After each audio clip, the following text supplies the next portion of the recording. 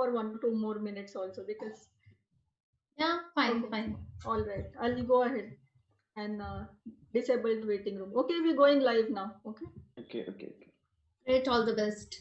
Thank you.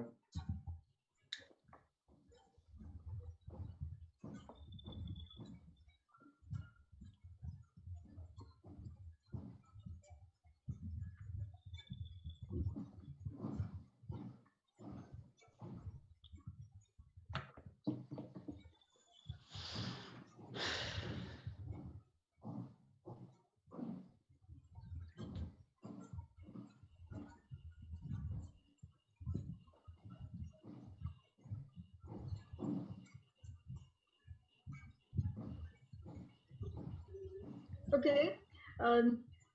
Just 1 second. I'm going to start recording. Yeah, sure.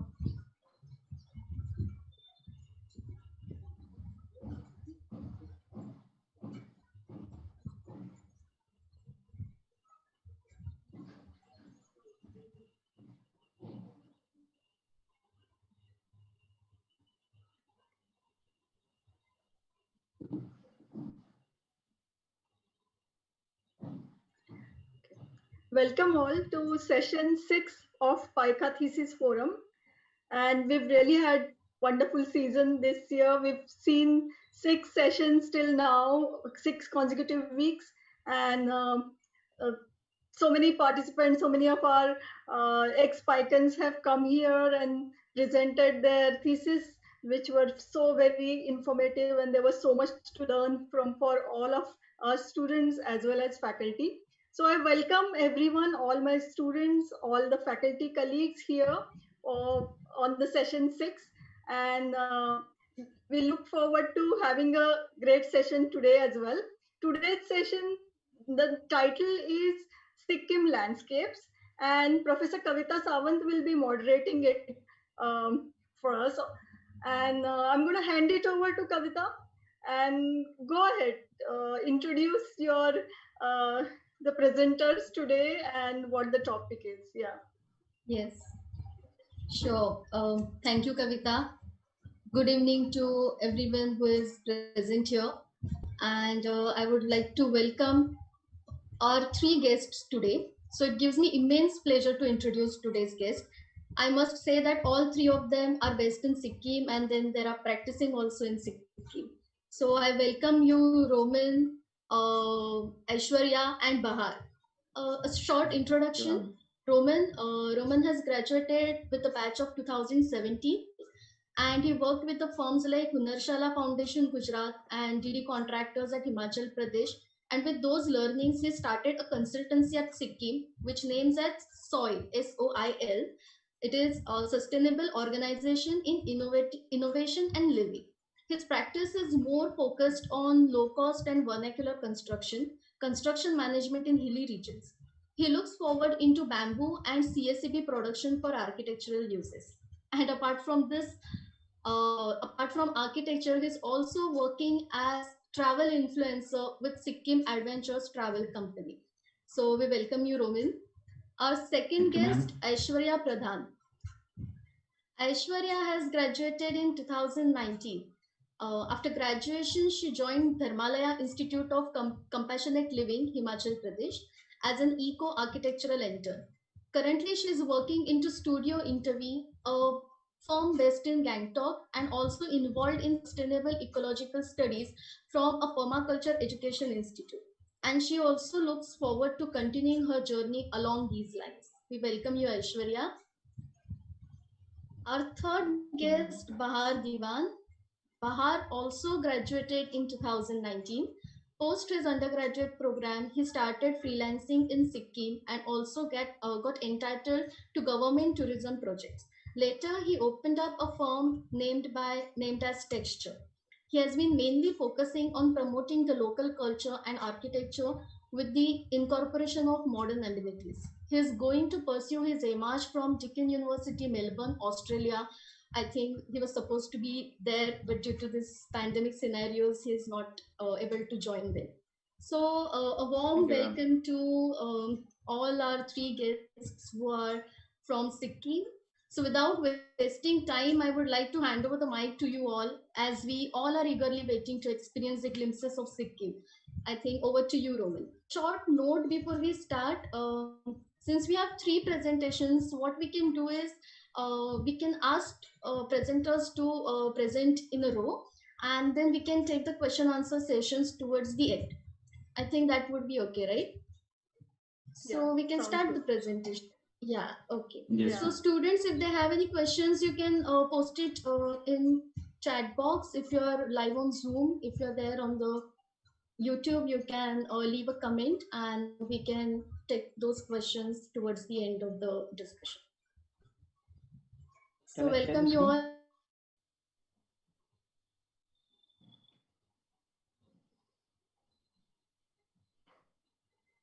No. And I think Shall I share the screen? yes, yes, share the screen.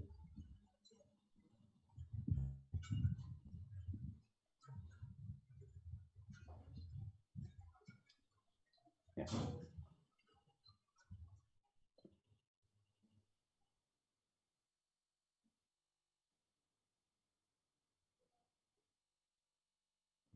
Can you enter the full screen mode?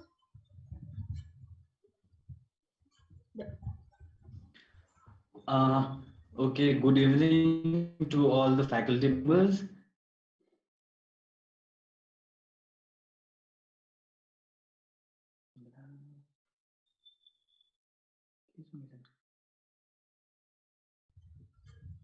Can you hear it? Kavita, are you there? Can you hear him? Or is it only me who is No, No, even I'm not we being able can't to. hear him. The we audio is can't gone. hear you. Audio is gone. Roman, are you there? Stuck. I think Roman is facing internet issues. Bahar, do you want to introduce instead Yeah, of? Bahar or Aishwarya? Yeah, Aishwarya, go ahead. Yes, then go ahead. Go ahead. Okay, hello everyone. So I'm Aishwarya from Sikkim, and I'll move ahead with the presentation. So landscape of Sikkim. Next. Bahar, next. Bahar, the next slide, please. Yeah. So here we'd I think like. it takes time to Okay. get the next slide. Yeah. So what? Roman is he's here. Roman want to Roman is here. continue or? Yeah, Roman? so sorry, I think I got disconnected. Yeah, Roman. No issues, no issues. We have not I yet got started. disconnected. No issues. We can Okay, start so over again. can we so just- can we go back to the first slide so that Roman can take it ahead Previous from there? slide. Sure. Firstly, it might take some time to go from one slide to other. Okay, so here in this map, I'm just trying to make you understand the terrain and how the landscape we have in Sikkim. So if you see the ridges and valleys, it's very different than the other side, like in the flat areas or maybe a very unique terrain. We are having a project discussion. So next.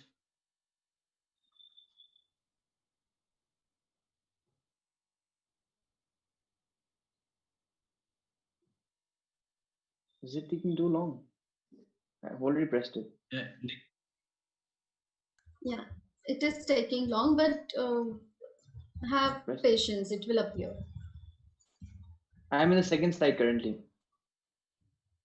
Yeah, you can go to the next Okay, slide. can we go to the third? Okay, it's in the third right now.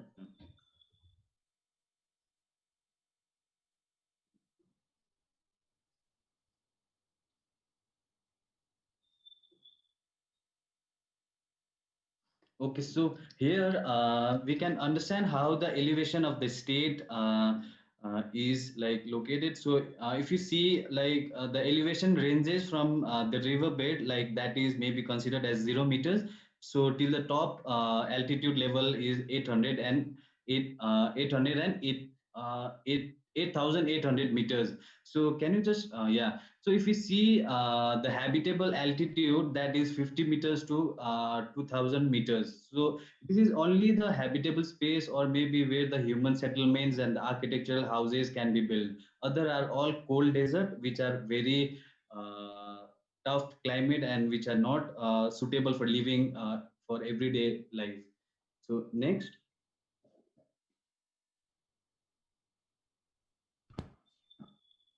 So here again, this map, we can understand how the tree cover and how the vegetation has spread. And if you see all white part, it's all snow desert. So maybe 40 to 50% of the state is not habitable state. So it becomes very tough and challenging as an architect to work in this kind of climate and altitude region. So we will be discussing all the challenges we are facing right now, currently, and all the studies, how we went through. Next.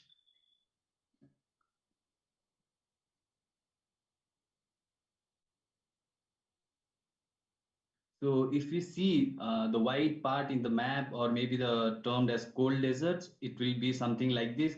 So if you see the settlements, it's very different. You don't see any RCC structures. So next.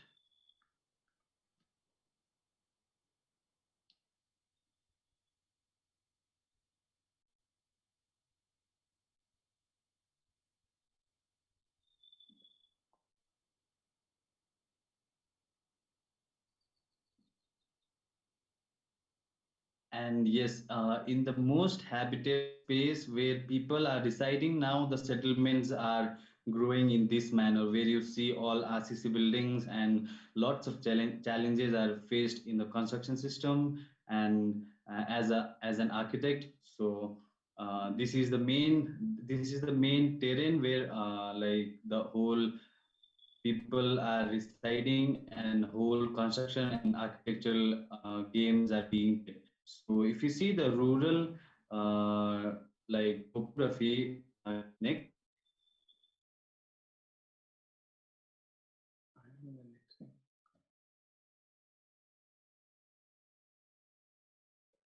Roman is gone.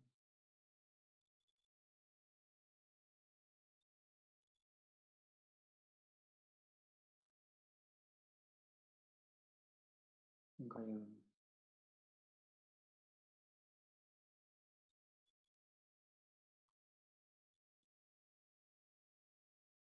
Aishwarya, you can take over. Okay, so should I continue or easier again? Okay, so yeah, so this is the very rural landscape we see in Sikkim, and henceforth, like if you go next slide.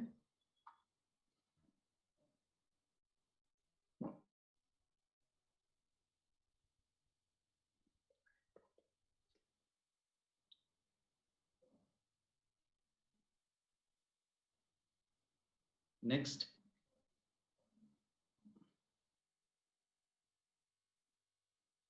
It's starting with Aishwarya's thing right now. Landscape of Sikkim.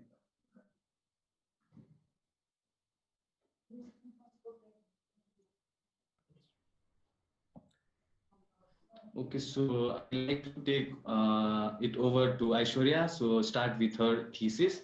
So please, Aishwarya, can you come in? Yeah, thank you, Roman. Okay, so yeah, speaking about my thesis, towards next slide, I had taken a site in East Sikkim. So my topic that I selected was Himalayan Pravidhik Karyashala, which was a skill development center in Sikkim, and with a lot of focus on usage of local materials and exploring the alternative techniques to seismic resilient structures. Next.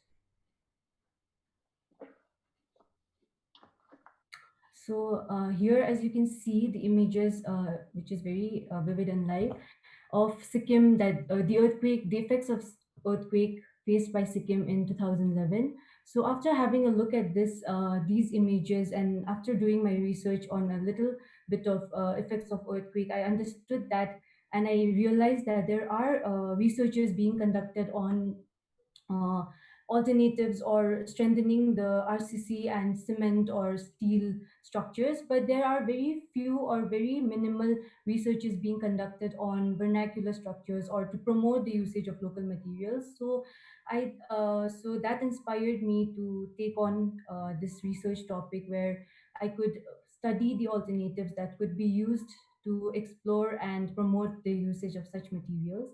Next.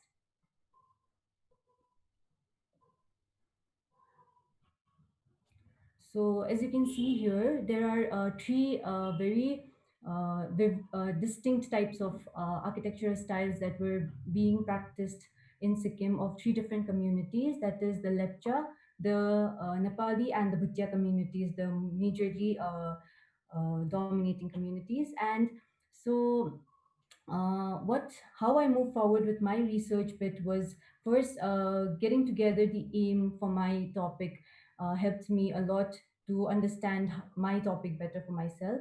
So what my aim was focusing on was on these four factors. It was derived by these four factors, which were social. And in social, what I wanted to do was this skill development center would bring together resilient communities in order to provide sustainable communities, and also in cultural it would be a place where I could retain or we could preserve the regional identity or the community's identities through architectural styles. In economic, it would be an earning and learning opportunity for the low income people or the villagers so that they could develop their skills, what they already have knowledge, and they just have to develop few skills to understand the alternatives or to understand the practices better, and it would provide an income generating mode. And in environment, it would be a sustainable practices, and it would be promoting sustainability as a whole by using these materials which are locally very abundantly found around our region. So after setting my aims clear, I kept coming upon these questions, like either by my mentors or even while discussing, that these questions were which helped me further to move forward with my research bit.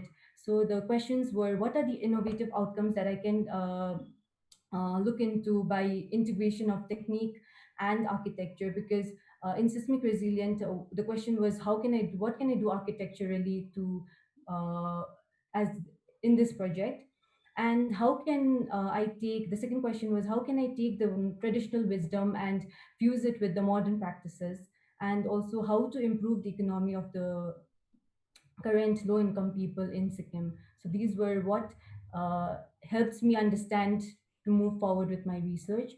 Next. So as I moved forward, I understood that I was following this methodology. It would be helpful for some of you there. So like it was a vast topic, but then I had to narrow it down to these subtopics. So any materials that I was researching upon or coming upon, I put it into these folders, which helped me later on to compile or analyze my research better. So the subtopics were the vernacular structures of Sikkim, its background, the effects of earthquakes in Sikkim, and the alternatives that I could practice in while designing or be as a curriculum taught in the center itself. And all of these were put into tabular compilation, you will see further ahead, and which helped me to refer back after, like during my design bit. It was always easier for me to come back to my tabular compilation. And there were these sets of case studies which were I selected. There is a huge range of projects happening out there, but then I set these common parameters so that I could understand and move forward with my research, and it helped me a lot while developing my design as well. So these were the common parameters, such as program, what are the curriculum or workshop that could be conducted in my center, what are the seismic features that I could take in from those projects, what are the spatial features that would help me understand the area study and the spatial spaces that is required for different types of materials, its materials and techniques being used in those projects, the construction details, and the architectural features. Next. So I will be explaining my this presentation according to these subtopics that I mentioned above. So this comes under the vernacular of Sikkim. In this, what I mainly wanted to understand was was that there were three major types of communities that I mentioned before, and their construction system and the materials used were derived from where they originated in Sikkim, as Roman showed the different types of altitude ranges that are habitable. So Lepchas were the ones who were living in the mid or high altitude. So this was where they found timber and bamboo in abundance. So that's why they use the frame structure and wattle and daub bamboo walls. In Bhutyas are the ones who are originating in the higher altitude prior to, like, before, during the traditional or indigenous times. They were habit they were like living towards in the northern region, so it was cold and availability of stone was there in abundance, and they also had to like take in consideration the thermal insulation and the snowfall, so they used stone slates and etc. So they used construction system they used that was load bearing stone walls. And in Nepal, the Nepali community, they mostly originated in the lower ranges of Sikkim. So they mostly practiced farming as their main activity, community activity. So there was a lot of abundantly found clayey soil. So they used load bearing cob walls. And as you can see, that their practices were also interlinked with these activities and their lifestyles. Next.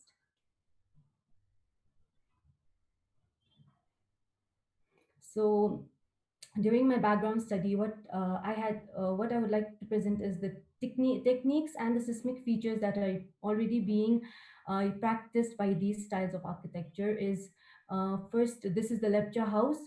As I mentioned, they were living in the mid or higher altitude, so they used lightweight roofing, straw thatch and bamboos for roofing materials, which is lightweight and will cause minimum damage, while if even like it collapses, it won't cause much life damages.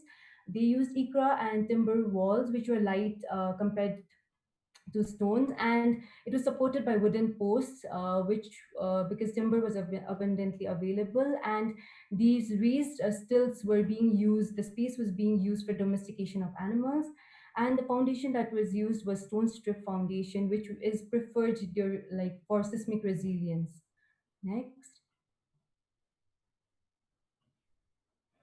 The Bhutyas, this is the Bhutia, this is the typology of Bhutia house, in which they were using stone slates because of the colder region, and they had snowfalls in their region, the timber supports and the timber walls, which was uh, being supported by the load-bearing stone masonry below, and the foundation, it was again strip foundation. Next. And this was the Nepali house, where again it was similar to the lightweight roof was similar as that of Lepcha house, and they used the thinner cob walls on the higher upper story, and the thicker cob walls on the lower story. And as mentioned, when in Dharmala, when I worked with cob and this technique, I understood that cob is very flexible a material which can be molded into any thickness. So, and also what was good about cob was it can be the reinforcement and the insulation can be improved according to the site conditions with the usage of different materials like rice husk and um pine needles. And here also they used cow dung plasters a lot in order to for weather protection and weathering. And foundation they used here was strip foundation again. Next.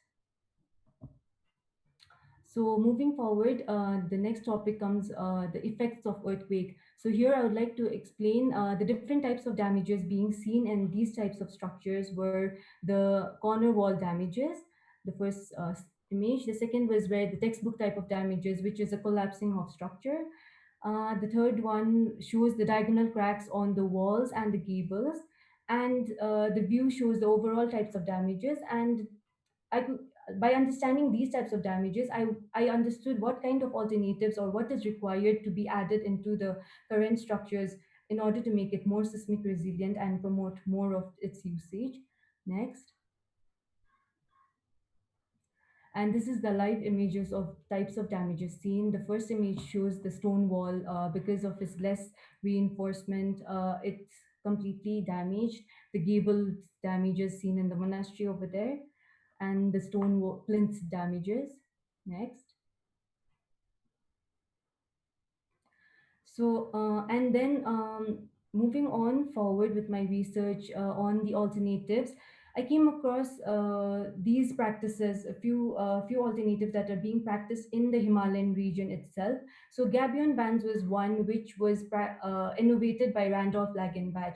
Um, he's a conservation architect from UK. So he came to Nepal when there was this Nepal earthquake, massive earthquake around 2014, I think.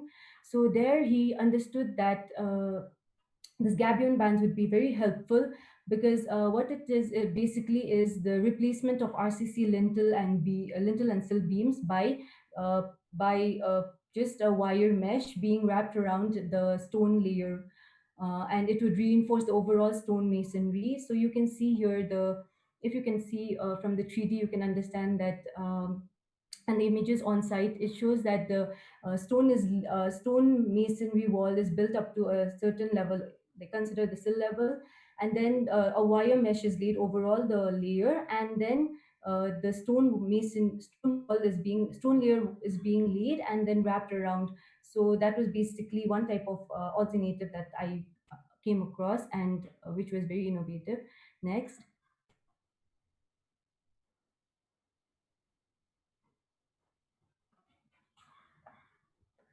And the other one was the armature cross walls, which is massively being seen used in the upper regions of India, that is Kashmir or Pakistan region.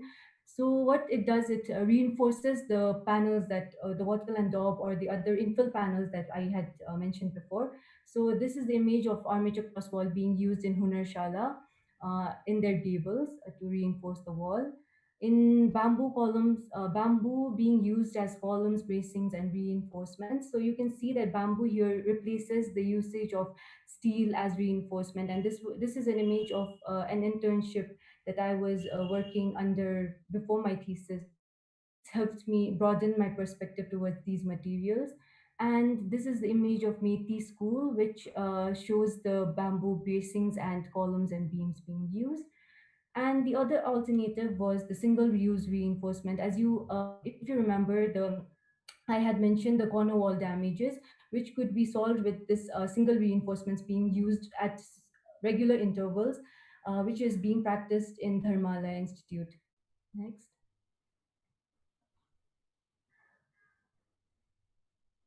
So these are my case studies, and here I'll explain what are the inferences that I got from case studies.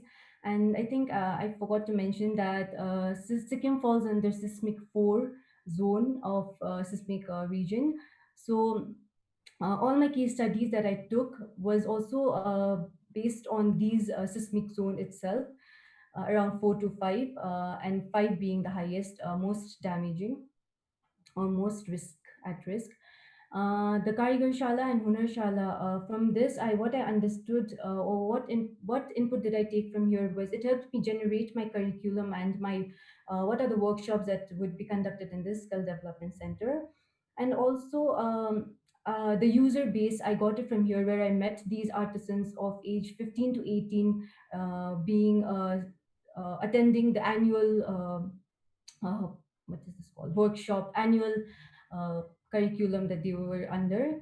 And it helped me also understand the experimented materials and techniques which were being used in this project already. It was similar to what I had envisioned as a project and for my thesis as well.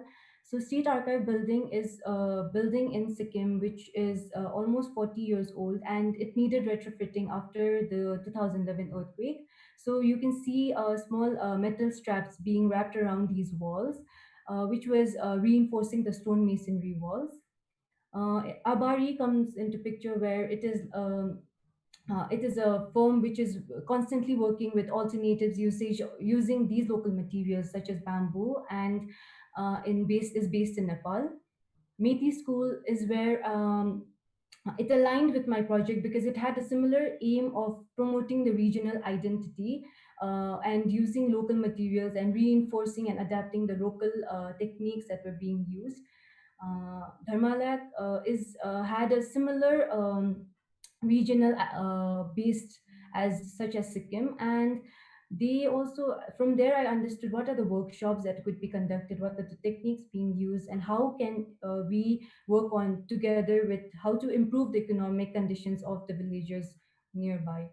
And Chenikoti is an example showing where I faced many questions as to how can these materials go up to higher multi-story. So Chenikoti is a watchtower of 10 G+10 structure in Banjar, Himachal, which is located in seismic zone 5, and it is still existing even after 100 years of experiencing massive earthquakes. So this used Kathkuni architectural style, but this was an example which said that even these materials, local materials, have a lot of possibilities if worked upon. Next. So this shows the example of a tabular compilation which helped me and understand and analyze my work, case studies better. So I studied the different seismic configurations or features that were being practiced in the existing projects. The vertical regularity and plan of a structure is very important while designing a seismic resilient structure. And these features that was used by these projects were very innovatively done and exploratively used the materials. Next. So that was my pre-thesis or pre-design research bit. So moving on with my design phase, I selected a site in Rangka, which is located only like around 30 minutes away from Gangtok. So my motive of selecting this site was it had a very clear view of it, because as you can see in this image that Gadtok is very densely populated with RCC structures, and from my site you will see in the image that it literally looks like a concrete jungle, so to say. And for in the name of development, so now the new development projects are moving on to the Ranka Hill, which is closer to my site. So what I wanted to do was basically promote the usage of these materials and show them the possibilities that could be done for the future developments. It would also be helpful for the people or the artisans working in the center, because they would be hired from in order to if hired in order to develop these future developments. And you can see my site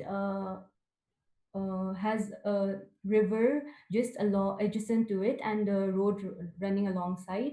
It is a contour of highest contour was around 20-meter high, and the lowest being the river zero. I considered it zero, and there were two streams that were that were edging my site, which was very the site was pretty rich in materials and uh, such features. Next. So here, as I mentioned, the Gantok Hill, from the section you can see that it is very densely populated, and even in the image, that image is from my site. You can have a look of the densely populated Gantok Hill, and the other one shows the Ranka Hill, which you can see only small developments being taken place. And the middle image shows where the picture shows the site, my site, the view from the site that shows the main Gantok town and the river. So this was basically how the site was visualized, looks in real. Next.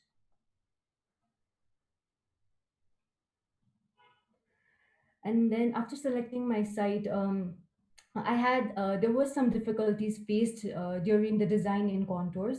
So what helped me understand my contours and the requirements in my spaces were just different types of sectional models that I did to understand the different types of activities or the spatial connectivity or the visual connectivity that I wanted.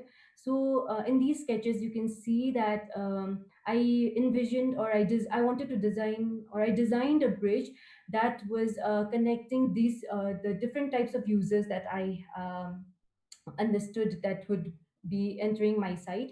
So the first user was the public visitors, who would be the possible clients. The second would be the education unit, that is the students of the project of the center, and the third would be the production unit. So that would be the artisans who is working in the center.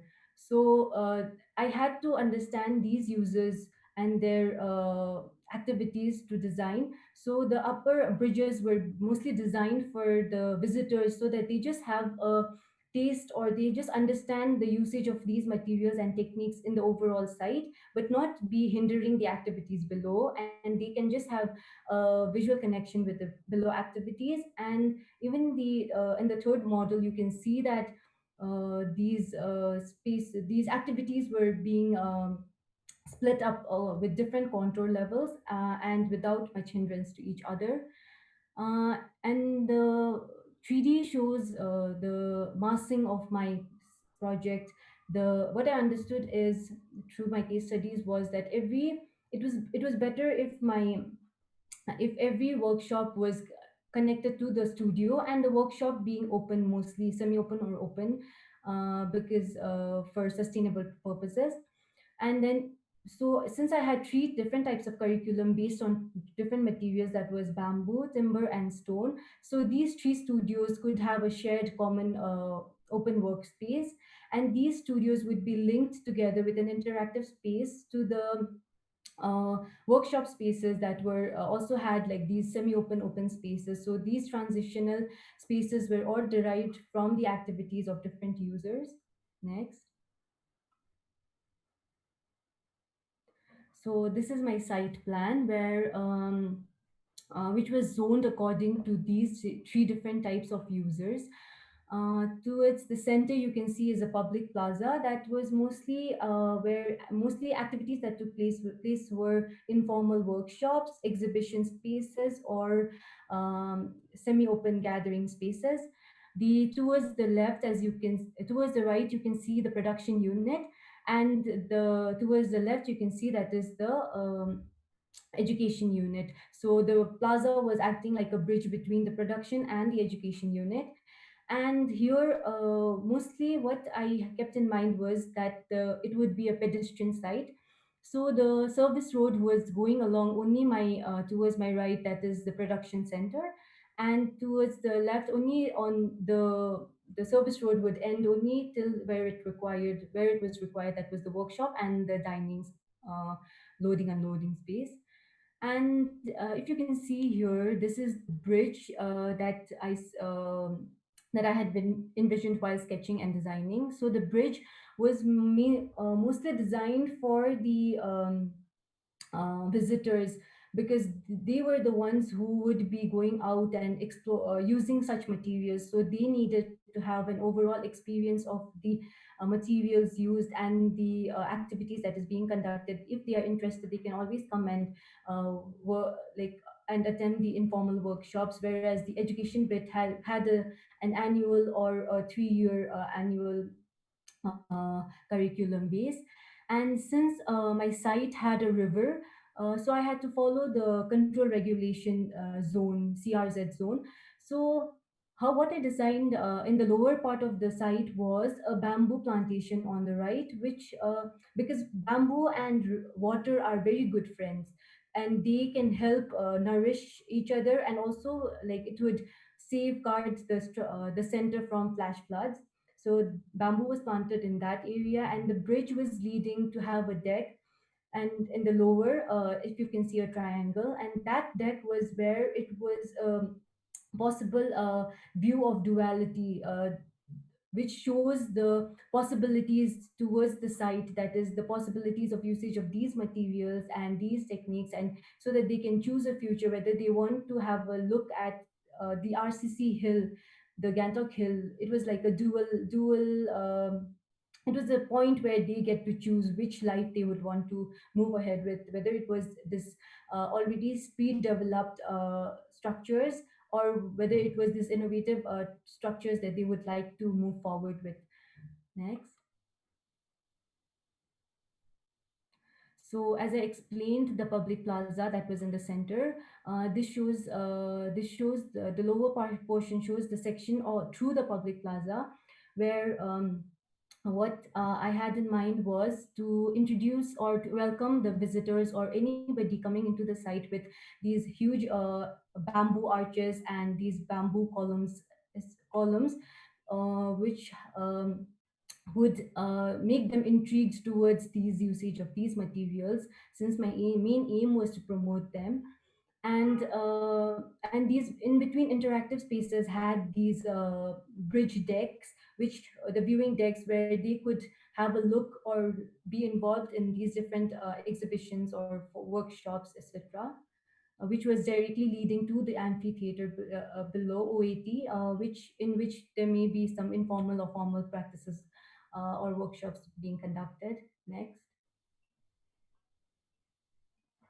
And then this shows my design strategy. So as you can see in my section, the alternatives that I studied or researched upon was put into my design. So the first image shows the ramps that led to the upper levels. So it had to be a universal design because it was a contour. So it had ramps everywhere to lead to the different levels of the structures. And if you can see that there are bamboo columns and being used, and armature cross walls that I studied before are being used and implemented in these designs accordingly where necessary. The minimum impact on land is where, since it was a sustainable practice, it was focusing on sustainability. So I had to reduce the amount of cut and fill in my contour, which you have to be very careful while designing in a contour, the cut and fill. So what I did was inspired from the lecture house that I showed before. They had these raised columns supporting the structure. So, and in order to put the seismic resilience or some design, some structurally sound features, I provided bamboo bracings along them, and that shows the studio of the center. And the interactive spaces were developed according to layers of different user groups that I mentioned before. And these sections, as you can see, the top and the lower section AA and CC shows the usage of different materials and the design to different contours and their interactive spaces and the actively used spaces. And in the lower portion, you can see the bamboo plantation and the bridge that gives a view of the overall site. Next. So lastly, the details. What I understood from my takeaway from my thesis was that my whole thesis was designed according. So the techniques and the details were deriving my designs, so to say. So you can see that very simple column, bamboo column, was detailed out in order to support the brace and support the roof. You can see these bands in the wall, stone wall, that is the gabion walls, gabion bands that I mentioned before, which was reinforcing the stone wall as well as supporting the gutter. And the gutter in turn was supporting the roofs. So the detail was derived, sorry, the design was derived from these details. Next. And this is where in Sikkim, I wanted to promote that these and regain and promote and regain the lost confidence in these materials by designing bamboo large span structure as well in Sikkim, so that people would be really what to say, inspired to use such materials. So the maximum span in this auditorium that I designed was 20 meters, which was achieved with bamboo frames. And these was designed in similar to that of a portal frame, where bamboo struts and metals only like metal was used only as clamps, but bamboo struts were used where necessary. Next.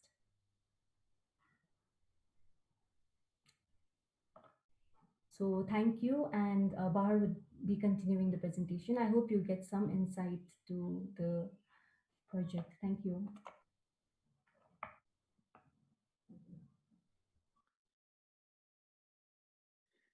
Thank you so much, Aishwarya, for that presentation. Everyone, just hope everyone is safe at home right now. So, since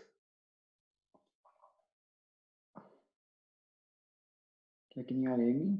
Hello. Yes, we can Hello. hear you. Yeah, we can hear you. Okay.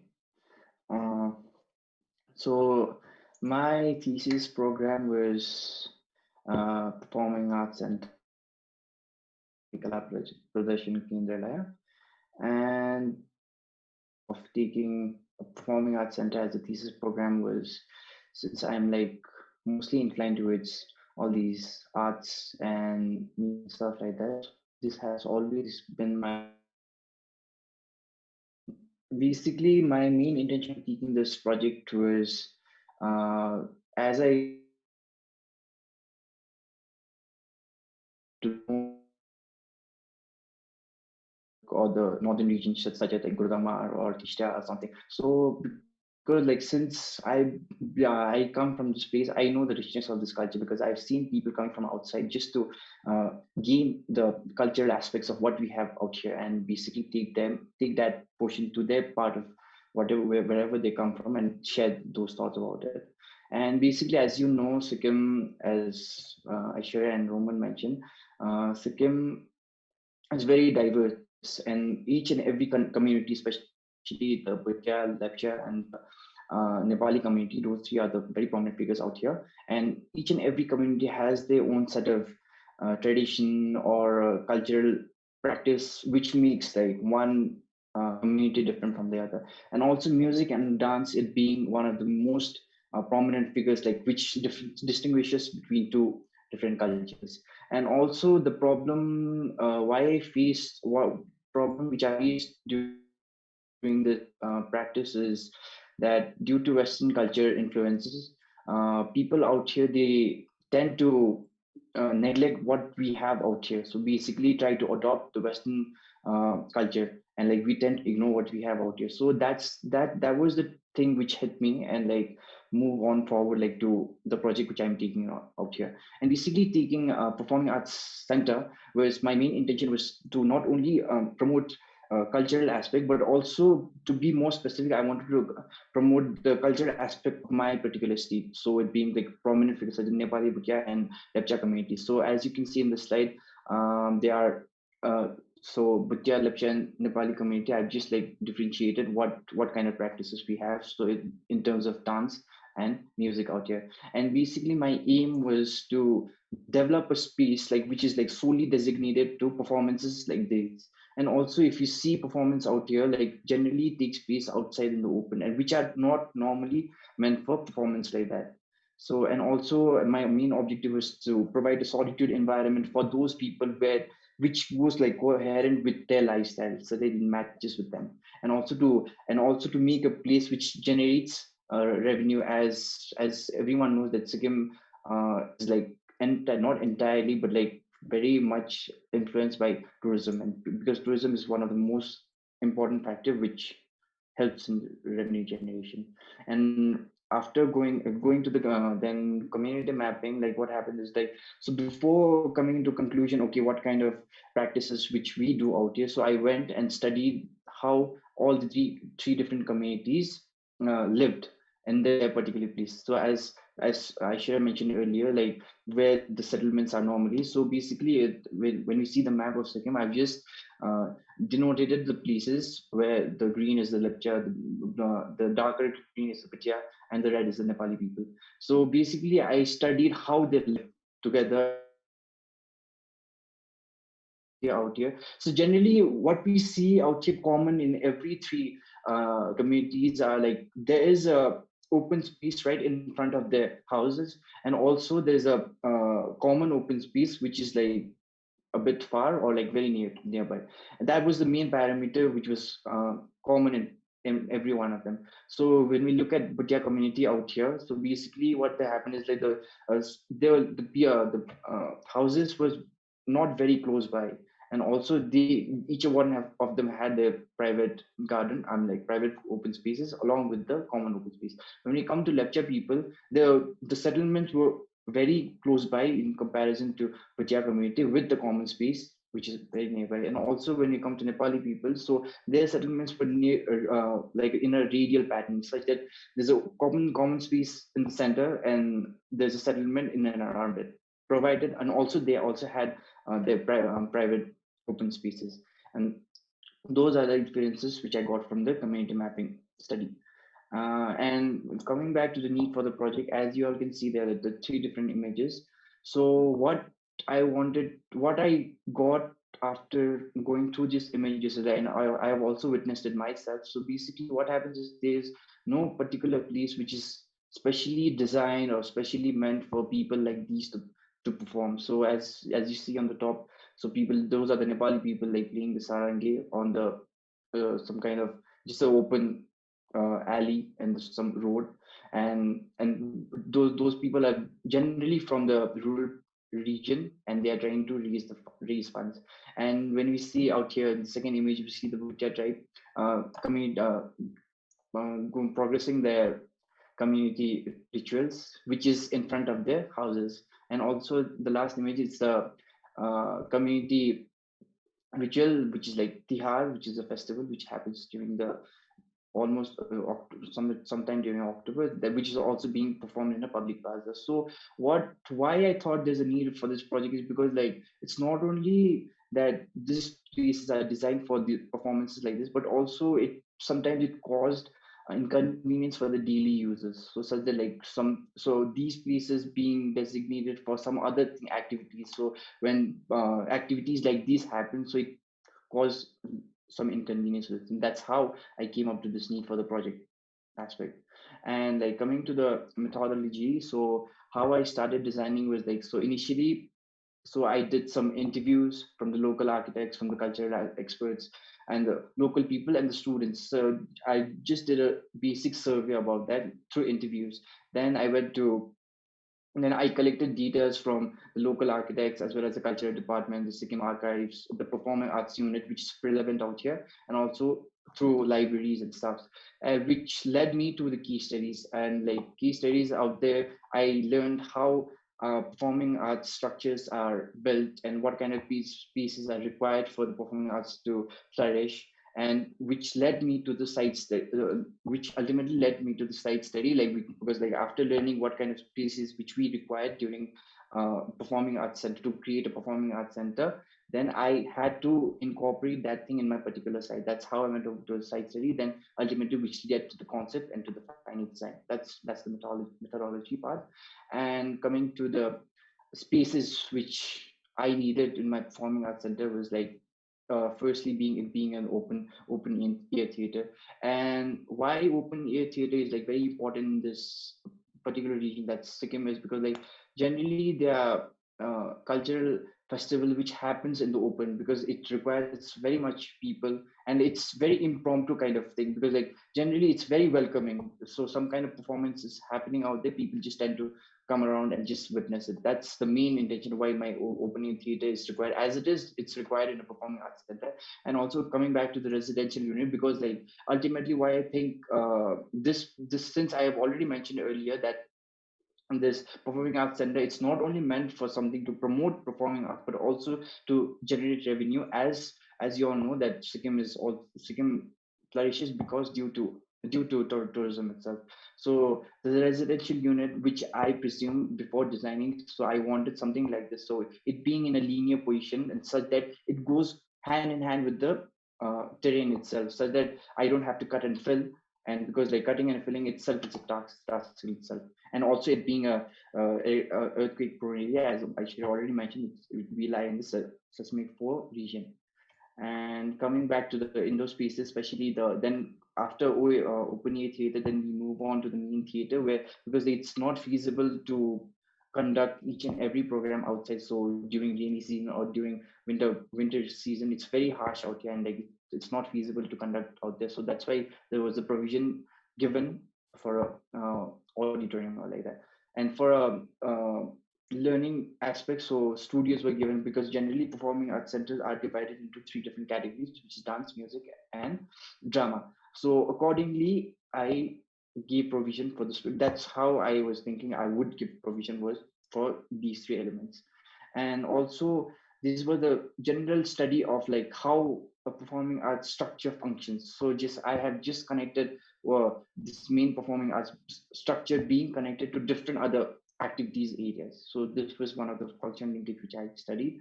Then coming back to the site detail, site study. So basically my site lies on the southern part of Sikkim.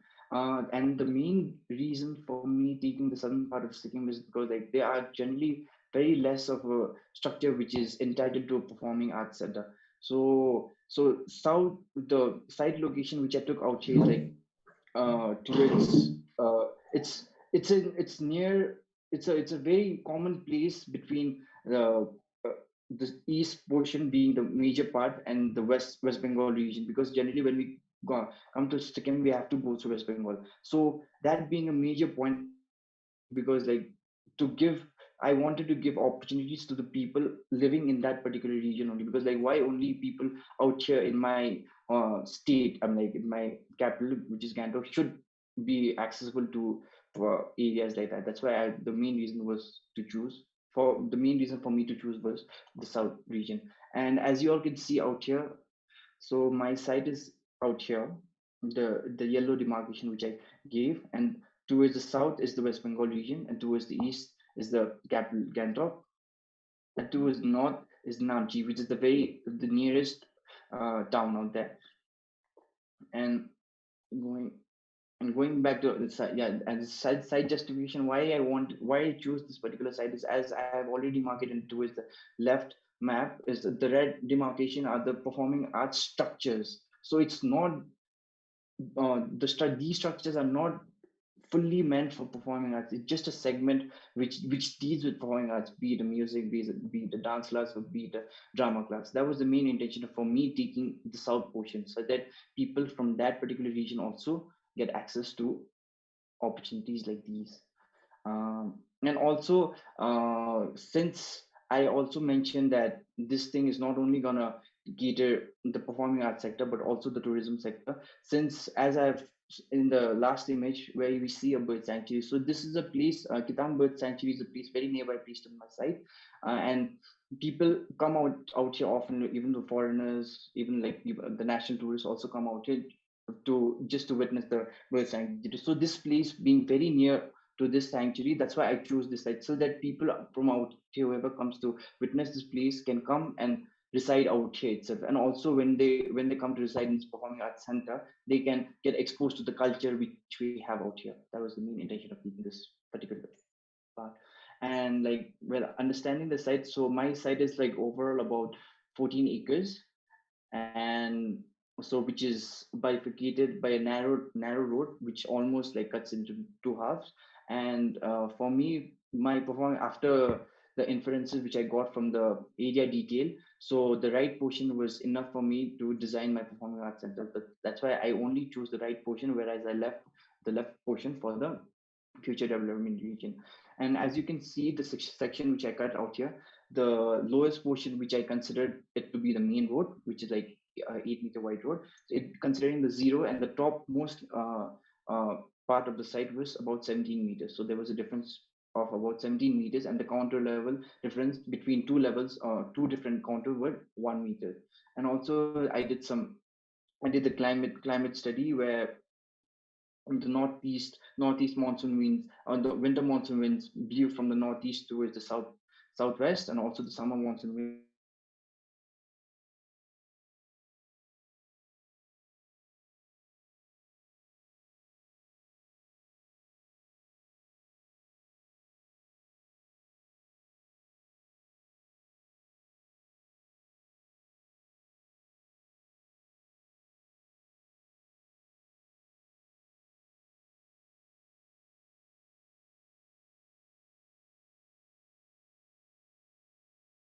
particular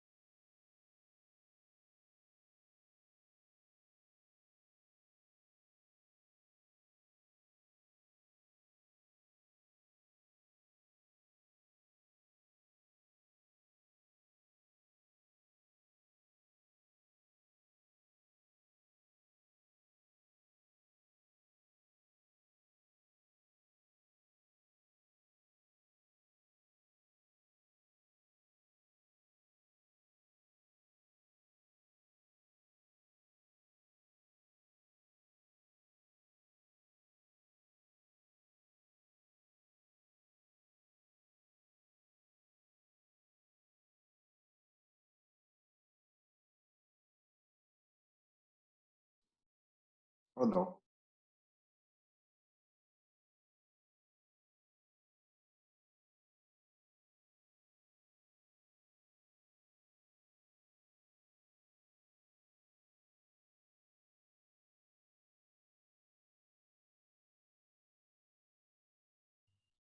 Hello. I think there is some internet issue with Bahar. Yeah. Roman, can you just figure out whether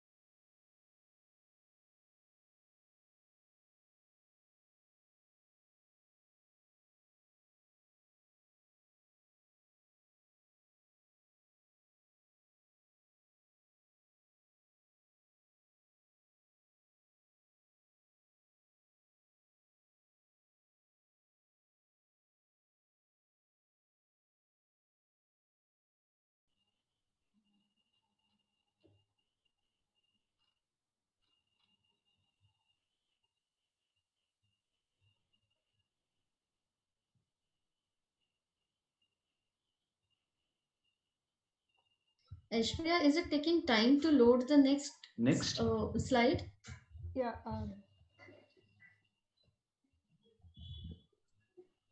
It's in the third slide. Can you see?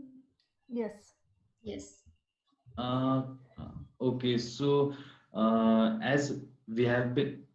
Okay, so as we have been discussing about the Sikkim, so one of the major revenue generation source is Sikkim because lots of tourist influx is there. So if you see the landscape, why tourists are coming, so I just wanted to make the picture clear. So we have some very wonderful views of the Himalayas like this. Next.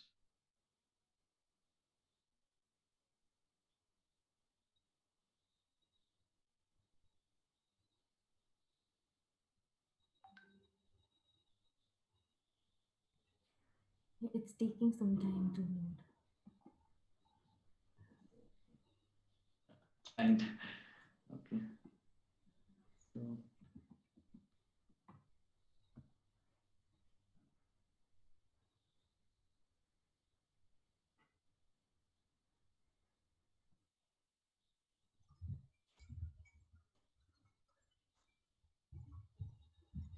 So yeah, so this is again another example of the natural landscape we have and why the tourist and why there are lots of people who want to visit Sikkim. So yes, next. So it was a very great state like landscape to know because when I was studying in Bombay, I was coming back to state in every 6 months. So coming back from the city and the busiest city in the world, it made me more realized uh, about the beauty and like it hit me hard, like why like people are coming and like they want to stay and have a vacation in this kind of landscapes. So and when I came back, I saw the development and the demand of hotels and everything. So if you see the development, the future development in Sikkim, it's something like this as the picture shows. Next. So uh, these are all, if you see, these all buildings are on the roadside, along roadside, so which have the hotel rooms, and it creates lots of problem in the road level. So if you see the lower red line, it shows the red uh, road level, where we have facing problem in the drainage system, in water management system, and in all the many like things, as we don't have very flat uh, we don't have very flat land, so where we it's very easy to manage all these things. So we have to take care the services and mainly the rainfall and the water logging systems and all the landslides that take place due to soil erosion, and as discussed by Aishwarya, the seismic resistivity, and because of the state falling in seismic season 4 and 5. Next.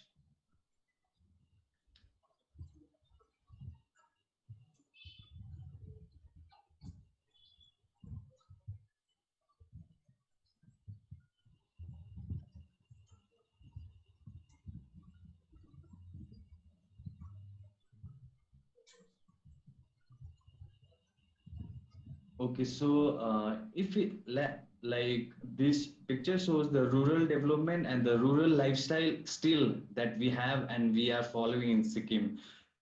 I thought, why not study or maybe do a place where community can come to a point where they can have their income source, and the community can join in and like make a wonderful presentation of the state and maybe their own culture and showcase to all the people who are coming to visit Sikkim. So next.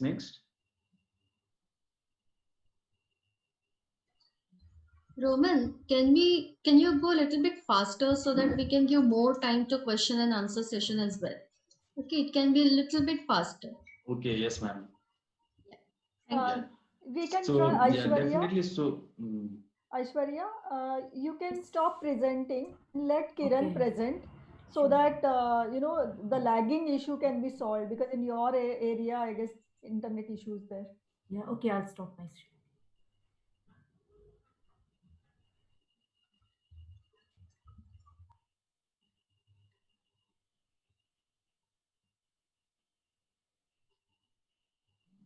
Kiran, are you presenting? Kiran is presenting, but then those bands are appearing in Kiran's presentation. I'm on it. I'm on it.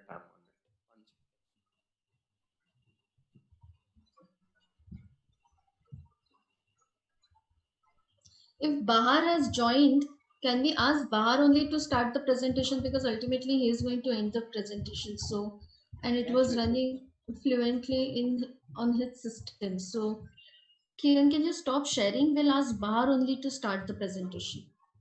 Yes, ma'am. Yeah. Excuse us all, guys.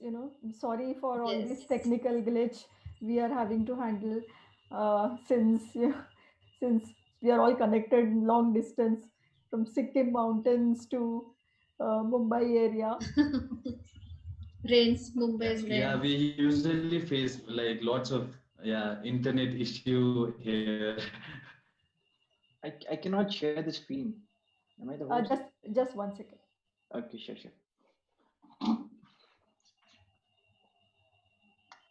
Try. I'm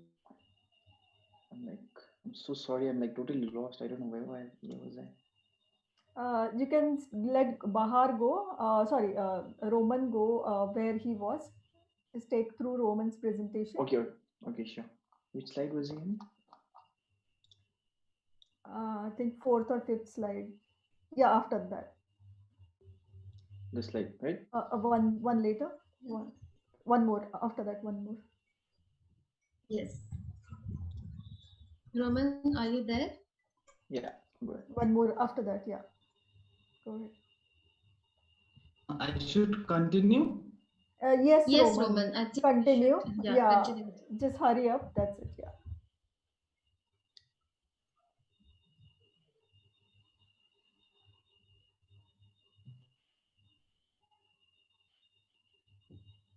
Is the slide visible now? Yes, all is well. Yeah. Go ahead, Roman.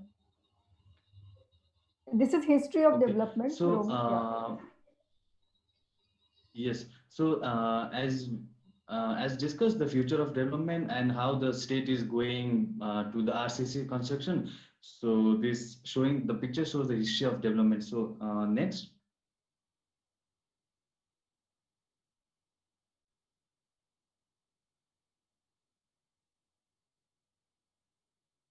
So, couple of times, can you do next? So, all these, I thought to build a community-based tourism where all these small houses or the communities can gather together and showcase their tourism and have a tourism center all together, not individually as the future, like as seen in the other state or maybe city as in city life. Next.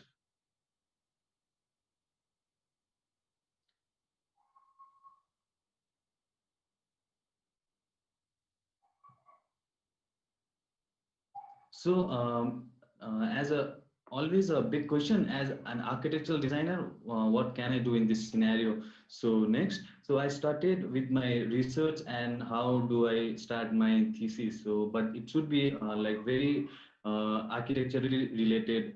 So keeping the topic community-based tourism, I started general research and why there is a need and what is happening around the globe, which is like out of like not as an architecture student.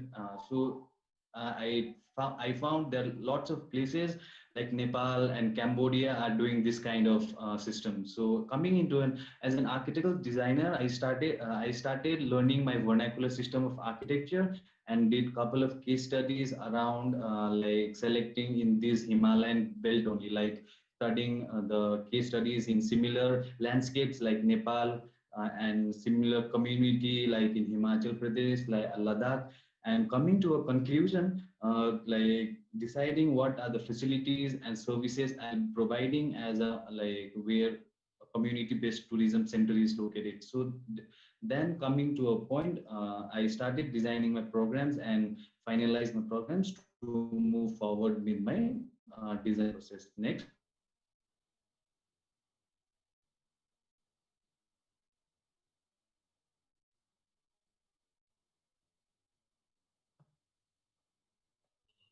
Bahar, go next.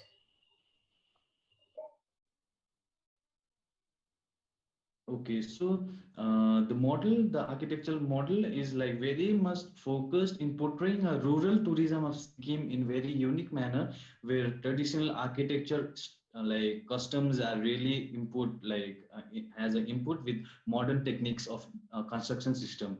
So also architectural as a tool for development of the village tourism and people, and definitely a place where like to promote the traditional values and like cultures together. Next.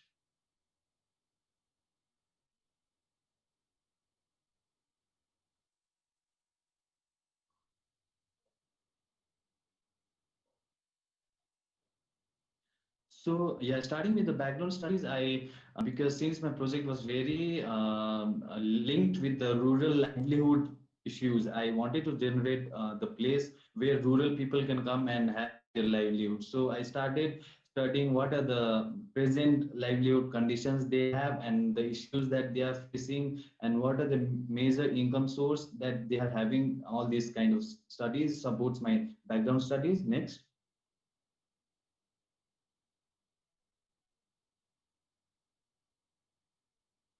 So again, it was related to my tourism sector. So I had to study about how is the tourism flow, and the graph shows that in from 1995 to 2013, the tourism growth has been always like exponentially having a growth. So it shows that there is lots of demand for construction and for the tourism industry. So which supports the topic very strongly. Next.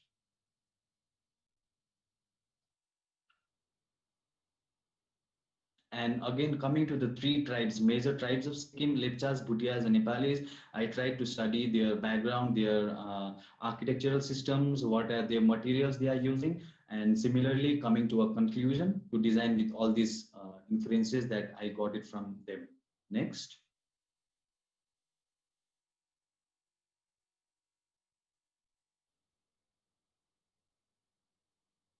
So these are the this is the live example of a Bhutia typology houses. So can we just so I have can we just go next for 2 times? So here we can see like the material very specifically used stone and wooden, very here like the wattle and dub and how the whole tree trunk, and here as Nepali typology houses using mud and the thatch roof and how is covered. Next.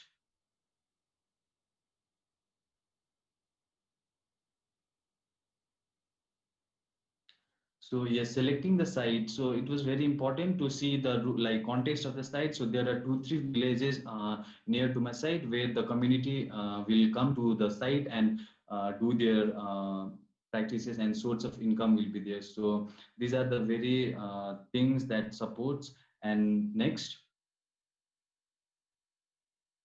So now next, coming into design, understanding the site and process involved. So the site 3D shows how the site contour is playing in the role. Then on the right top image showing the zoning of the site and various sections where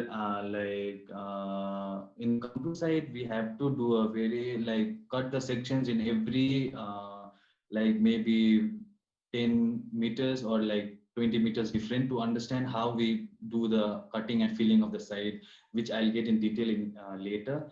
So this map shows the how to deal with the site and like the zoning and the design process involved. Next.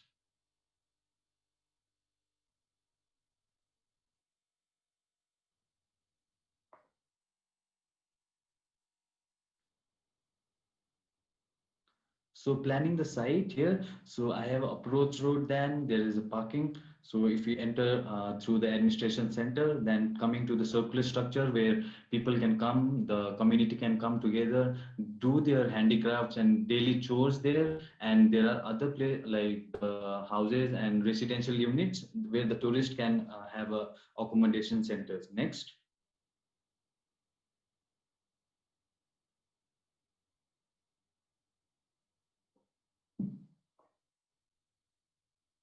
And so if you see the section, yeah, so if you see the section, we can understand how people, how the like people will enter the administration unit, come to a level where the villages can gather, and next moving into the structures in the upper part. Next.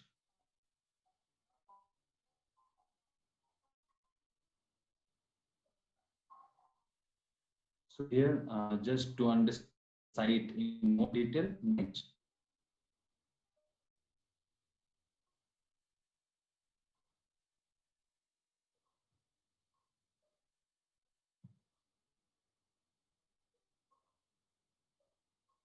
So coming to the details and drawings, where I have used lots of materials. If you see the strip section on the right side, it shows how the stone has been used and the bamboo and the RCC lintel bands in between to support and to make the structures in seismic resistivity, and using steel instead using bamboo instead of steel in the roofing system. So which like various details of the roof units and the wooden planks flooring system. Next.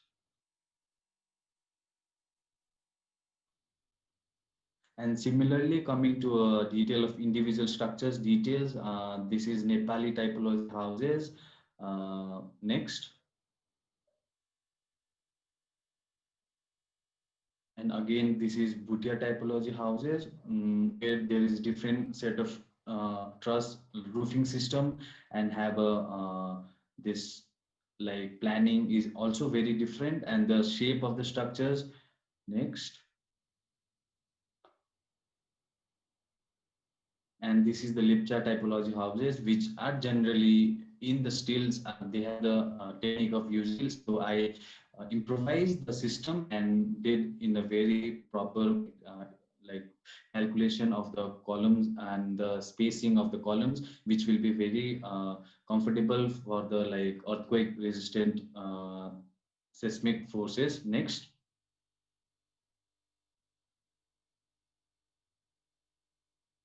So here we are like there are three structures where the open space and how the spaces are, how the structures are coming into play. Next.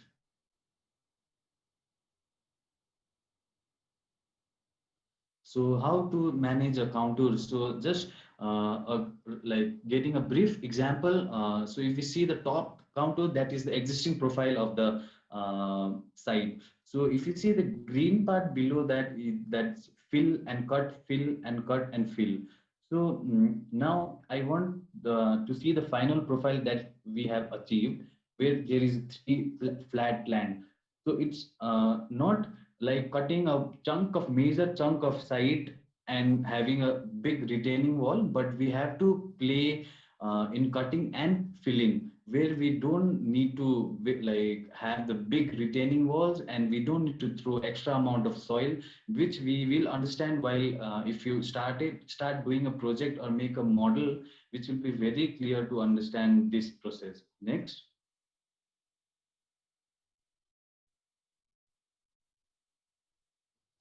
And yes, we have to go through lots of sections to understand a site in contour. So if you see the level here where the car is approaching, so it comes to front and it has an entrance system on the left side. There is a restaurant unit, and in the center you see the whole gathering space. Next.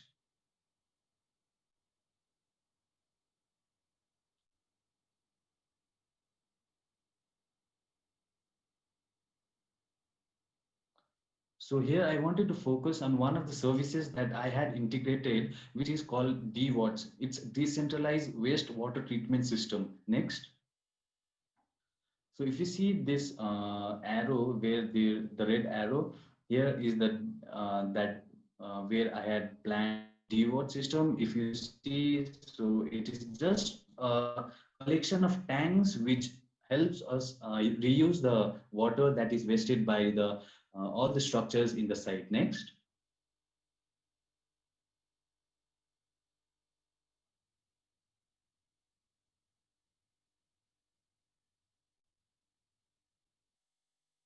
So here, if you see all the blue lines from the structures, that is coming to one septic, one collection tank, which is also like where I gather all the wastewater from all the buildings, and there in series of tanks it gets filtered. And can you go to the next slide first? So here, how it works is like we have a collection tank first, and it comes to next, and definitely in series of 1, 2, 3, 4, 5. In the fifth part, we have a last collection tank where we have a water-based plant anaerobic system of treating the water. And if you like, so this in this series, this has been designed. So if you go to the previous slide now.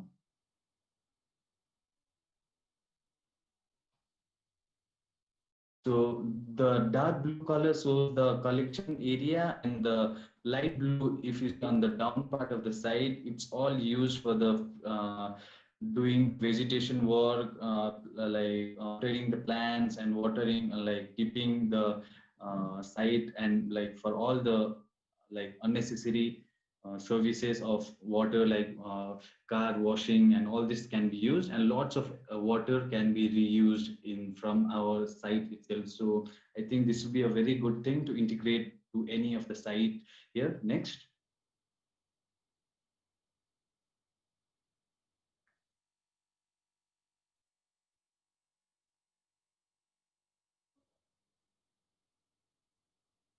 And so this is a very like some of the few examples of DWORDs that has been implemented in India. So starting with filtration tank at Sikkim. So aesthetically also it looks very pleasing, and definitely a very good system of treating the water. Next.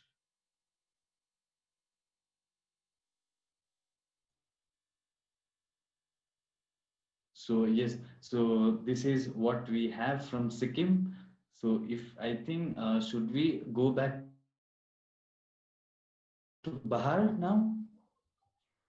Yes, Roman, thank you. Bahar, can you continue from where you have ended initially?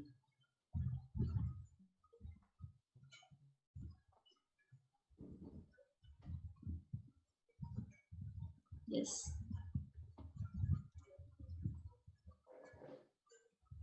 Now you can go a bit faster. Okay, sure.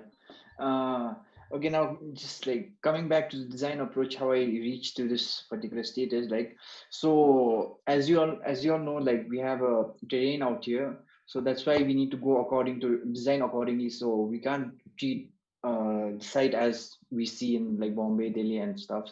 Uh, Plain site. So basically, how I started is I created a platforms at various level with different kind of activities happening out there. So secondly, I went to I put a build form out there, giving its designated open space with it, and also then we're coming back to the third phase. Then how it transitioned from the open space to the semi-open space, then back to the closed space. Actually, that's the main intention of my entire design for transitioning from open to semi-open to closed space. Then coming back to the fourth part, then again segregation of the structures uh, according to its nature. So what kind of structures they are, so accordingly they are like segregated with the common ground out there. Then coming back to the fifth thing, so as I've inferred from the previous three different prominent figures, so how they live, that's the same thing which I'm trying to implement out here. So basically all the structures have their own particular space, open space with the common space out there.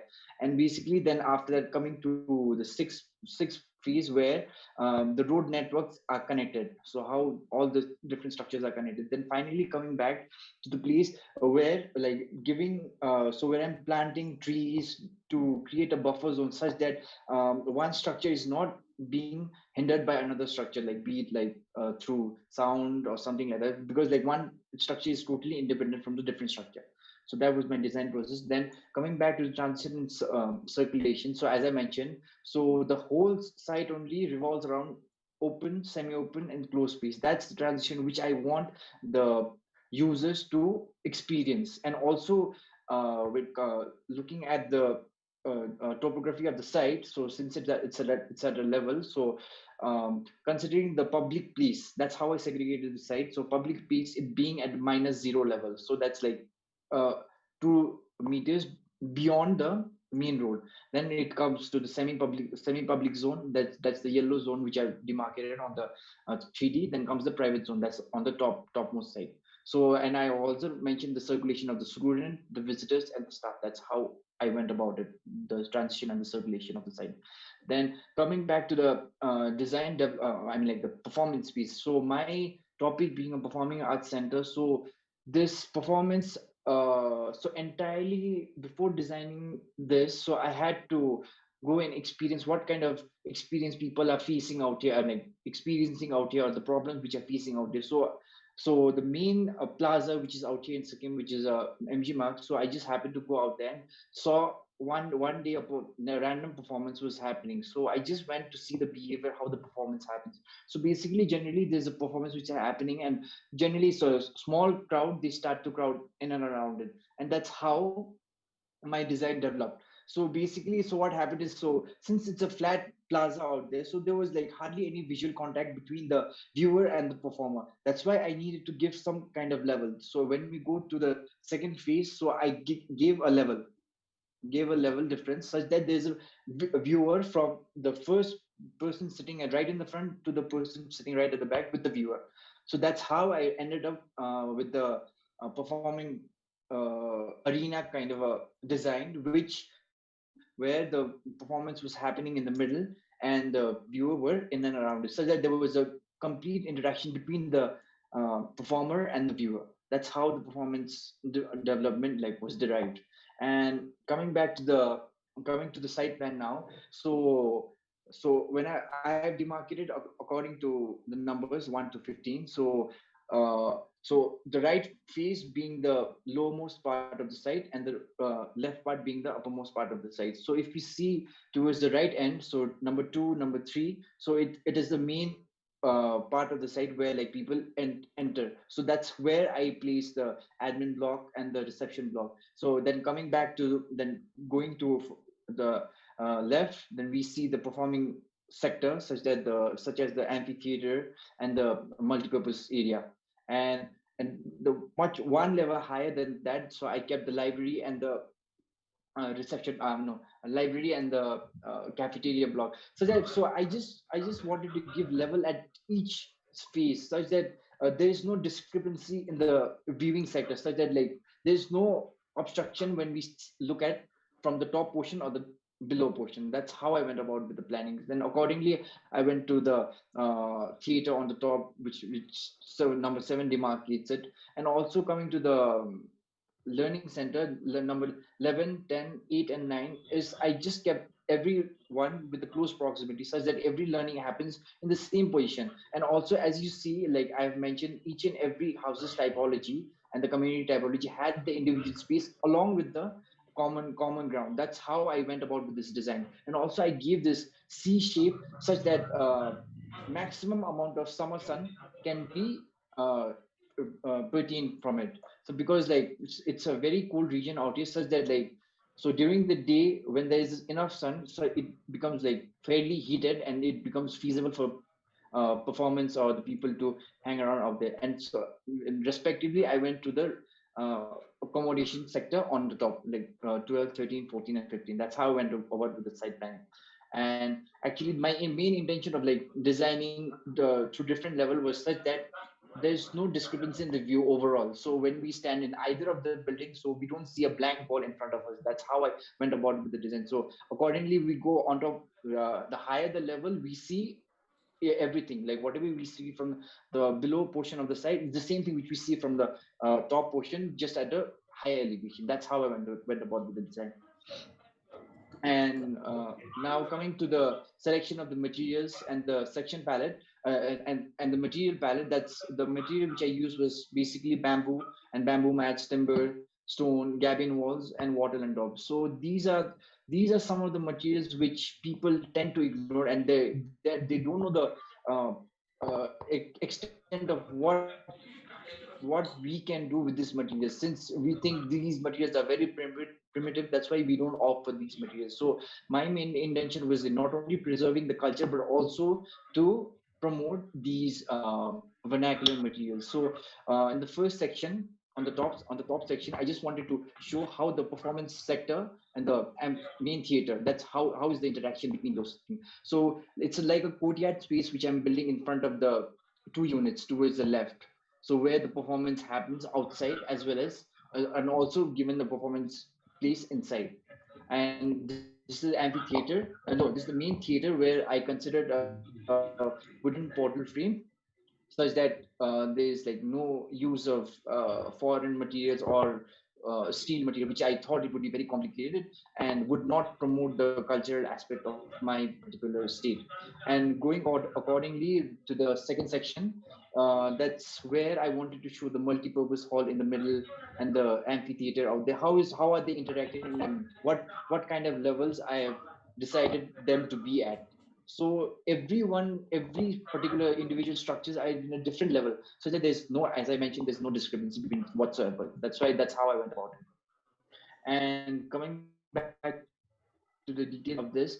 So as I mentioned, I use materials as bamboos, the bamboo mats, wattle and daub walls, and also I instead of a wooden no instead of a steel truss, I use bamboo truss with a gusset plate out there with the bamboo rafters and a GI no, normal GI sheet and as you can see the details of the wattle and daub towards the right and how connection of the bamboo happens joinery happens with the ms bolt. So it's just an integration of the pre, current uh, with the current innovation and collaborating between the current innovation with the primitive method. So that's what I wanted to promote ultimately. And also this is also one of the detail where I showed the sectional 3D view of a wattle and daub, how it happens. And this is right towards the right. There's a strip section of a building, of a structure. Yeah, that's it. Thank you. Thank you, Aishwarya, Roman, Bahar, for sharing your research and experiences with us. Though there were some technical issues, but at the end, it was absolutely informative presentation. We thoroughly enjoyed the tour to the Sikkim landscape. I'm sure that a student must be having questions in their mind, which will, unfold more stories. So before taking any question, I would like to mention one thing, that the region, the context, culture, and people, they were constant in all three cases. Still, three different approaches were observed in the presentation. The flavor of their individual interests were reflected on their selected research area, research methodology, as well as design. One more thing, which was very evident in all three presentation, was a clear understanding of the need of the project. Am I audible? Yes, yes, ma'am. Yes, Okay. ma'am. And then the research methodology was designed using a systematic approach. In my opinion, if there is a process followed in a studio project or in thesis, it helps automatically in deriving the design. It is like maths. If you follow the required steps, then there are less chances of getting the wrong answer. So it was very evident in all three cases that the need of the project was very clear. The concerns were, pointed out clearly in case of Aishwarya and Bahar, and then the entire design was kind of a response to address those concerns. So it was a good presentation, I must say. I hope students also must have enjoyed the presentation. So I'll just check if there. Kiran, can you just see if there are any questions by students? If yes, you can put it in the box, or I would say you can unmute yourself and you can ask them directly. So Roman, you had mentioned that you were associated with Hunarshala as an intern before you gave your thesis. I mean, that was in Yes, after ma'am. your seventh semester, in eighth semester when you went for your PP. So how was your experience Yes, working ma'am. with them, working at Hunarshala and working with their working pattern, and what were the learnings taken from there, and how were they helpful in arriving at your research as well as design? I mean, we would love to hear that experience. Yes, ma'am. So, because of this, Hunarshala was practicing with all this like system of modern techniques and using like testing the materials with themselves in the lab. So I got interested and I joined Hunarshala. And definitely, yes, it was a very helpful to see and understand mainly the material that we are using, because it was a very collaborative work with the masons, with the engineers and the lab people. And so just not only designing but also understanding the materials and their technical aspects was very important.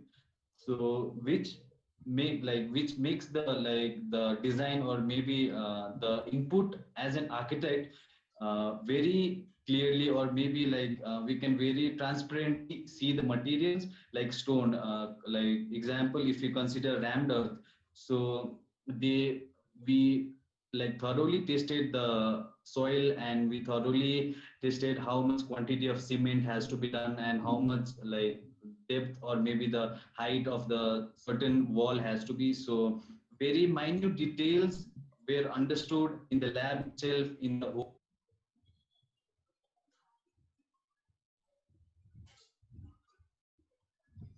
I think Roman lost the internet connection again. Maybe we can ask him to share the experience once he joins back. So I would like to move to the next question, rather my next observation. The thing which I observed that all three of you have studied those three communities, Lepcha, Nepali, and Bhutia. Correct me if I'm wrong. And then the analysis was performed as per the need of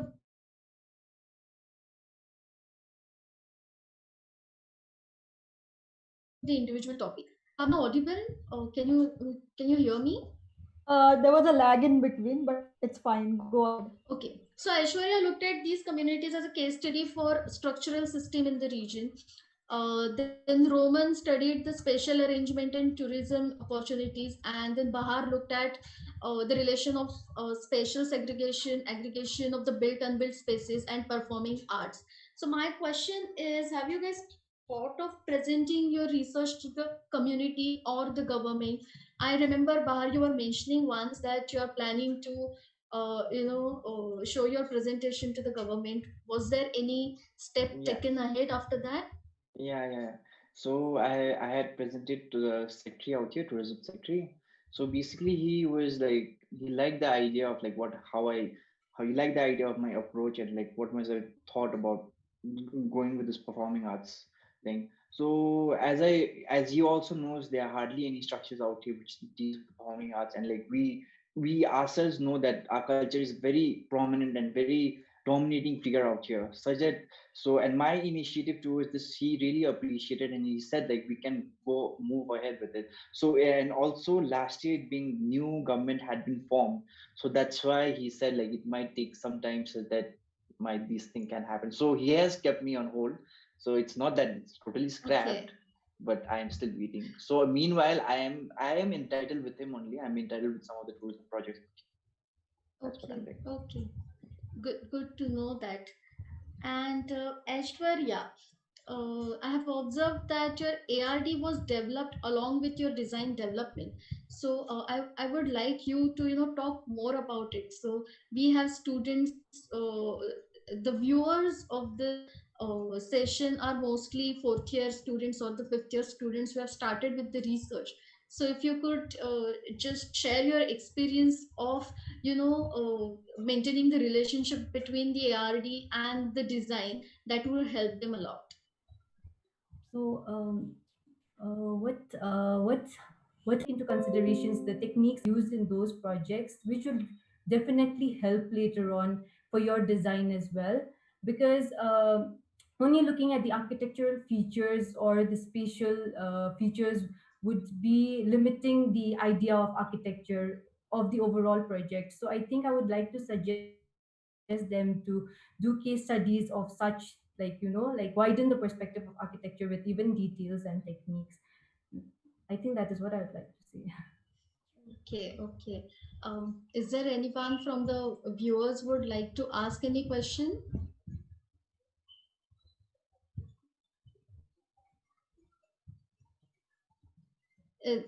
Have we is Roman? So if he's there, we could continue with him.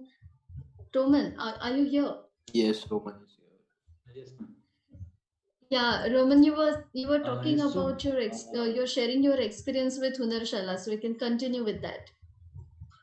yes, continuing. So I think working with Hunashala gave lots of understanding of materials, and maybe as an architect, as a designer, so it gives us more transparency to look forward of using that material and like the design definitely like gives a very fruitful result in that case. So it was a very wonderful experience, and yes, it was very helpful again because I worked with them in the projects like earthquake rehabilitation work in Nepal, school in Uttarakhand. So they gave me a very site or the design work which is related to my style of work, like my interest, like of the landscape. I belong from Sikkim. So, and that was very good opportunity for me, and which made me understand in the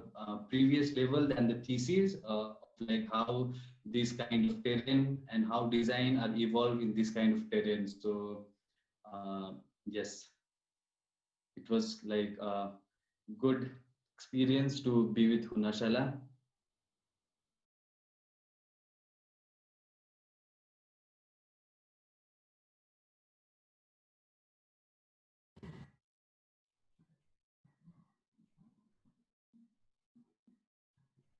I have a question for Roman.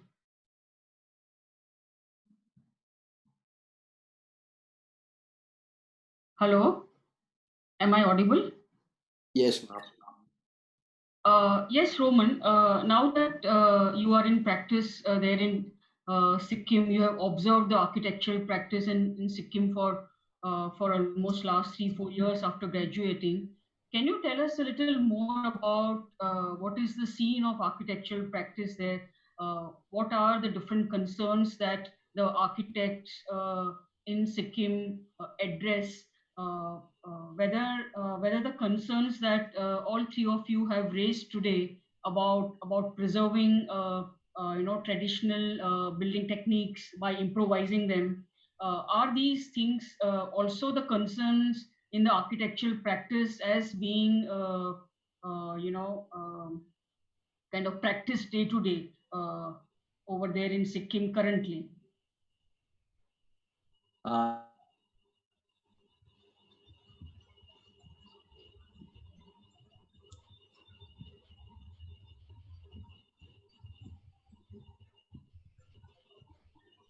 Anyone can answer the question. Okay, ma'am, out here basically what happens is people are right now so uh, influenced by this Western culture, so they just neglect what we have out here. And also looking back out here, so we generally don't have much place in the main city area where we can flourish development. So generally there's a vertical kind of development out here, and people are bound to live in a apartment kind of life. And so generally what we want to promote right now is like for us to flourish, for us to show what kind of architecture we just provided out here, the integration between the modern amenities and the traditional kind of method. So we need some kind of space out here. So generally that's what we are trying to do right now. So it's just normally if you build a building in a city where development has already taken place, we hardly have any places out here. And my take as an architect out here in Sikkim, what I want to do ultimately is like let the value of the materials and the extensive usage of the materials which we have out here, and such that people know the value of the materials and also the culture of the thing, like how rich we are. And ultimately it's not only the Western culture that we should imbibe and we should like take into consideration. That's what I think so every architect out here is facing right now. I think I would like to add to Smita Davi's ma'am's question. There are a few architects that are focusing on usage of local materials a lot. And there are clients here, especially for tourism basis, like resorts. There are very like interested clients with usage of such materials, if not such techniques.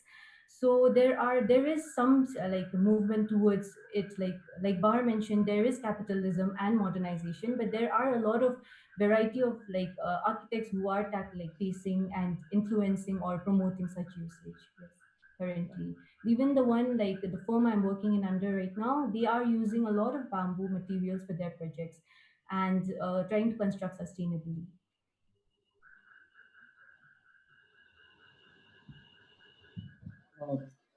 Kavita, can I ask a connected question to Jinu here? Yes, go ahead, Jenu. Yeah, so I mean, this is also for all, I mean, any of y'all can take this question. And it's linked with what the ma'am just asked about the, the current sort of positions that are being taken by practitioners in Sikkim. So, for a state like Sikkim, which has its a very strong local culture, and at the same time there is, I mean, what you're calling Western culture, I'm assuming you're talking about the way we build architecture with, say, concrete, or the concrete blockwork plaster. That triad of materials. I don't know if you're referring to that or if you're referring to something else.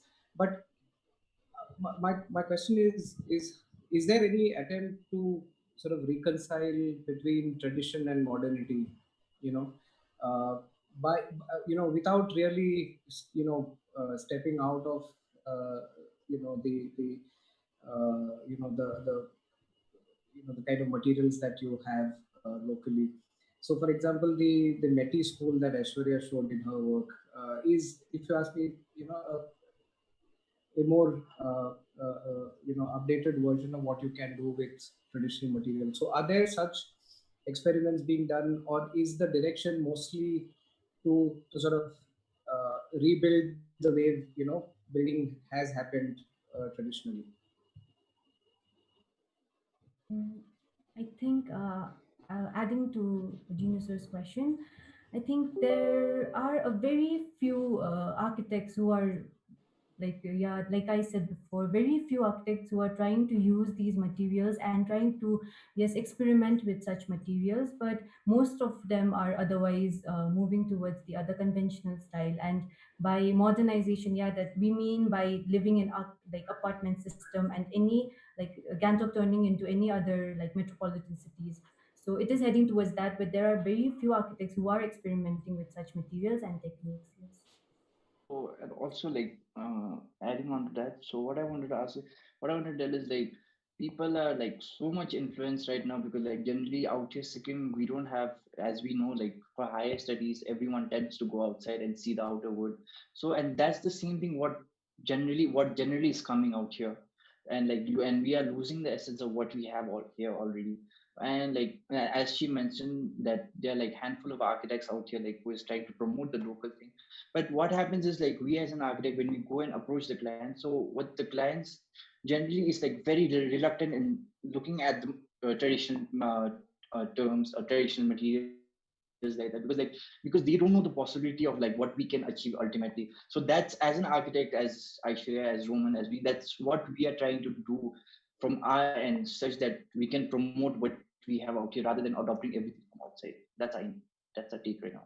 So and like as you mentioned the question, that definitely when you come to Sikkim right now, I don't think so you all won't see any typical kind of architecture that you'll see back in Nepal or in Bhutan. And that's the ultimate goal what I want to achieve as an architect is like just bring a common thread that's henceforth whatever building is like built henceforth such that it has a common trait. So when we see one building to the other building, it has some similarities between those two structures, and we tend to identify, okay, this particular structure is from Sikkim. That's the most important thing. What I, as an architect, I think so I should want to do like in the near future. That's what I want to do.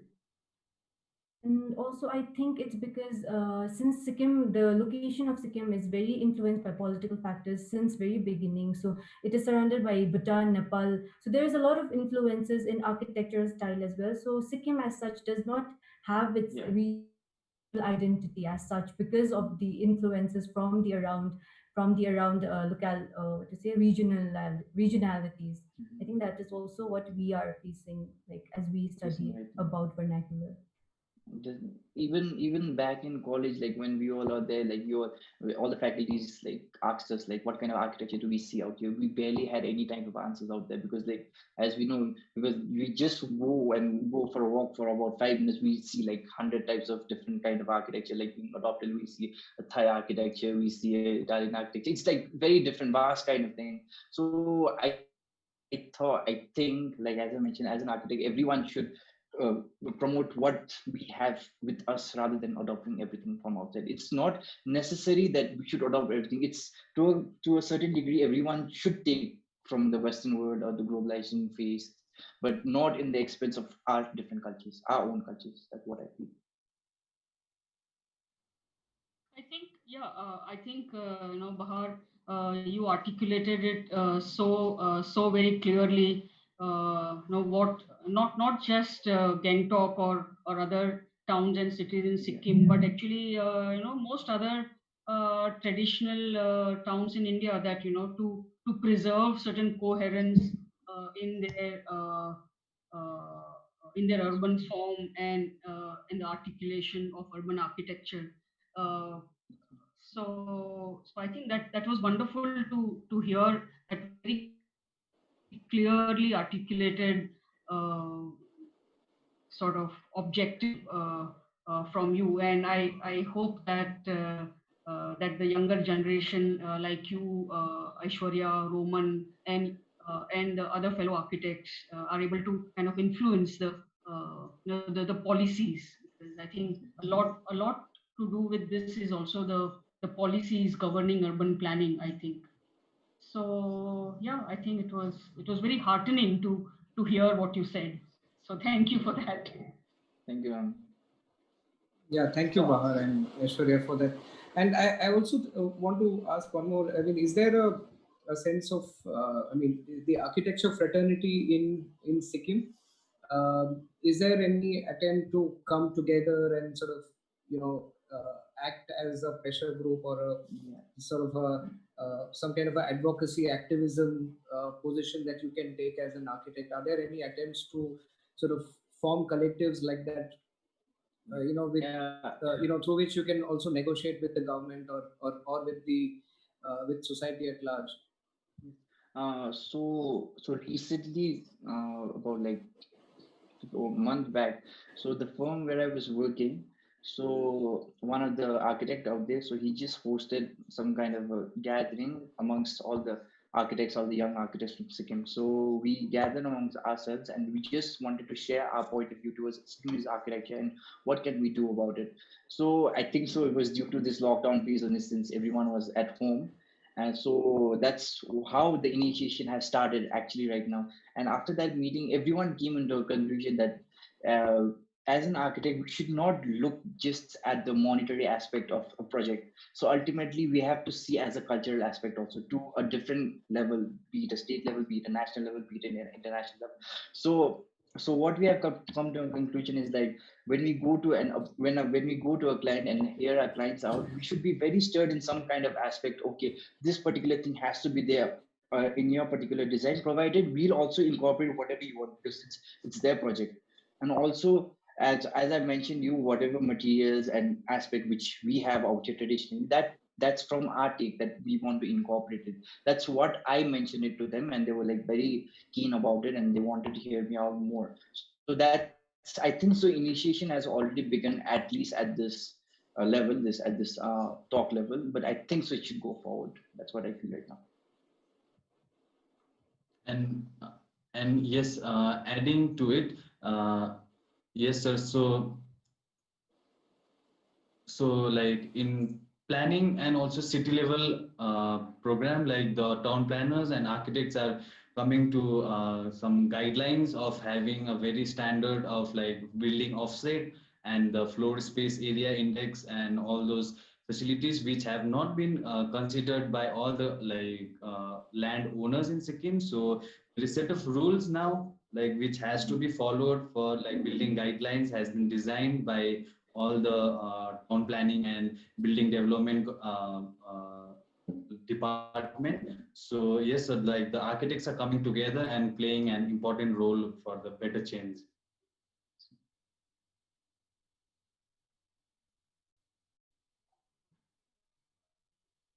Yes, yes, thank you. It was very well articulated, as Smita ma'am said it correctly. There is one question in the inbox by Tejashri ma'am.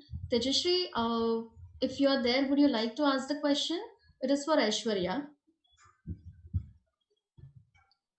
Tejashri wants to know that Aishwarya, as you explored earthquake-resistant construction techniques from traditional housing and mentioned that hardly such indigenous knowledge systems are taken forward today. So did you come across any new or latest building which faced earthquake hazards because of not following these techniques?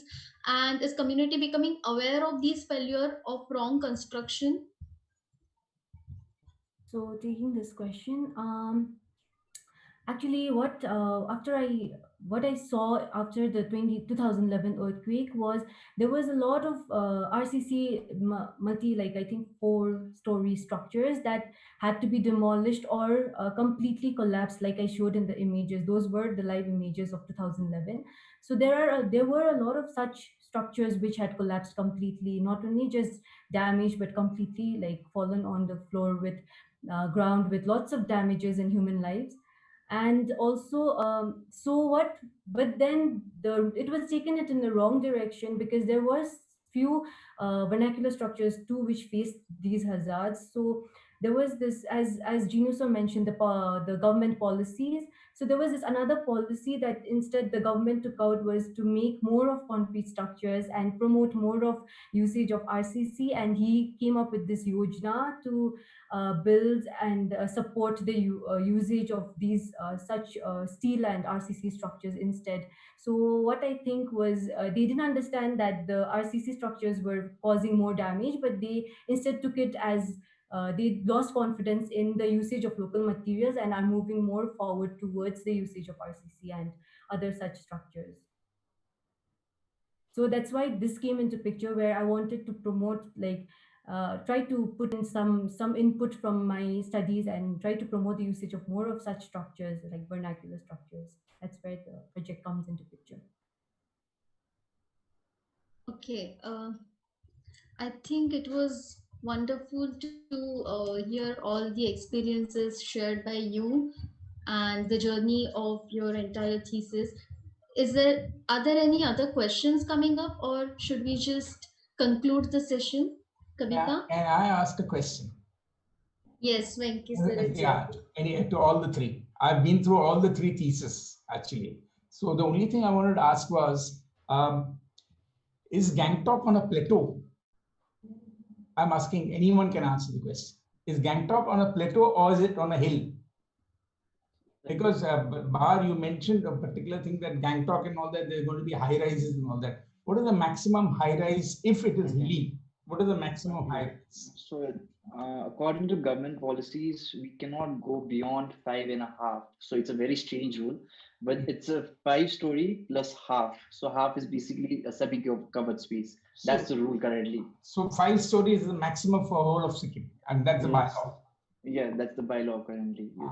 Yeah, I just wanted to check, because another thing actually, which was actually I was going to ask a question, and Tejasvi asked the same question. You talked the seismic zone in I think your case study was 4.5 and 4.5. What the site where you're taken? What was the seismic zone? I mean, what level? I mean, seismic zone was that activity? Seismic activity 4.5. It was at 4. It was at 4. At 4. So it's not so. 4.5 means extremely heavy. I mean, it's a. Yeah, 4 and 5 are risky hazardous zones. Okay, because subsequently after that, and you showed the small structures with stone foundation and other things, and you showed some photographs of damage. Mm-hmm. So, and then you were proposing the same activity. So I was just wondering, was there, like Tejasvi asked, was there any particular structural thing to provide for seismic activity? That's the only thing I just wanted to ask. That is the only thing which otherwise fantastic. I think Bahar and Aishwarya, and even Roman for that matter. I mean, all those theses at some time or other I've seen. In fact, I thank you for rekindling that memory. Good. Thank you so much for hearing us. Okay. Absolutely, yes. So I think with this note, I think we should end the session. I would like to thank Bahar, Aishwarya, and Roman for sharing your experiences and the beautiful insight of Sikkim. I would like to hand over to Kavita. Yeah, thank you very much, Kavita, and thanks everyone, Bahar, Aishwarya, and Roman, and thank you, Venki sir, thank you, Jinu sir, Smita ma'am, and all other faculty who are present. Thank you, Tejasvi, for staying till the end. We've got really late today. This session went on quite long, and but it was absolutely beautiful, and it was just wonderful to see Sikkim landscapes and these three dissertations connecting with the traditional architecture and then showing us the modern, and also portraying the challenges of the future that lies for the future architects. It's a absolutely wonderful session today, and thank you very much. Our next session will be the last session for the year, so it will be next week, and I look forward to having you all uh, in next week's session of PiCA Thesis Forum. Thank you. Good night. Good night. Thank you so Thank much. you. Good night. Good night. Good Good night. night. Bye. Bye. Wish you all the best.